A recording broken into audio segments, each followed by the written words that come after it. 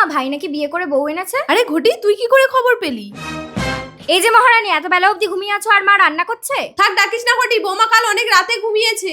ও মা, বাড়ির বউ এত বেলা অবধি ঘুমিয়ে থাকলে বাড়িতে লক্ষ্মী থাকে? দূর হয় লক্ষ্মী ছাড়ি। তুই লক্ষ্মী ছাড়ি নিজের বাড়ি ছেড়ে এখানে এসে মাতাব্বরি করছিস কেন? চুপ করো না গো। এ ভাই, তুই বিয়ে করে কি বউয়ের ভেড়ুয়া হয়েছিস নাকি? বউয়ের আঁচলে তলায় ঢোক। দিদি, ওর কথা কিছু মনে করো না। এই, তুই আমাকে একদম ছুবি না। ঘটি, ও সবাইকে ছেড়ে আমাদেরকে আপন করে এই বাড়িতে এসেছে, তাই ওর অধিকার এই বাড়িতে বেশি। কি করে ওর অধিকার বেশি? বাবার নামে বাড়ি, দুই ভাই বোনের সমান ভাগ হবে। তোর বিয়ের সময় বাবা 5 লাখ টাকা দেনা করে এই বাড়ি বন্ধক রেখে মরেছে, আমি খেটে খেটে শোধ করেছি। হোক, তবুও তুমি তোমার দিদিকে সমান ভাগ দেবে। দেখ, কিছু দেখে শেখ।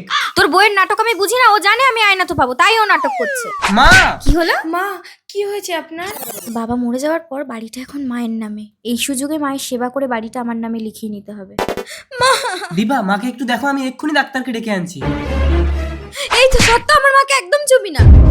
মা, তোমার মায়ের 2টো কিডনি ড্যামেজ হয়ে গেছে। এই মুহূর্তে তোমরা যদি কেউ একটা কিডনি দিতে পারো তবেই তোমার মাকে বাঁচানো সম্ভব হবে। ডাক্তারবাবু, আমি কিডনি দেবো মাকে। না, আমার মাকে আমি দেবো কিডনি। ভেরি নাইস, এখানে একটা সই করো। মা, তুমি ভালো হয়ে এই বাড়িটা আমার নামে লিখে দেবে তো? বাড়িটা তো অনেক আগেই আমি তোর ভাইয়ের নামে লিখে দিয়েছি ঘটি। ডাক্তারবাবু, আমি কিডনি দিতে পারবো না, আমার শরীরটা ভীষণ খারাপ। স্ট্রেঞ্জ। ঠিক আছে ডাক্তারবাবু, আমি কিডনি দেবো, দিন সই করে দিচ্ছি। দাঁড়াও শুভ, তুমি খেটে সংসার চালাবে, আমি তো সংসারের সামান্য কটা কাজ করব। তোমার মাকে কিডনিটা আমিই দেবো। বৌমা, তোমাকে কিডনি দিতে হবে না, আমার কিচ্ছু হয়নি। আমি ডাক্তারের সাথে যুক্তি করে তোমাদেরকে পরীক্ষা করার জন্য এই নাটকটা করেছি। আর এই বাড়িটা আমি এখনো কারোর নামে লিখে দেইনি। তুমি হলে বৌমা নাম্বার 1।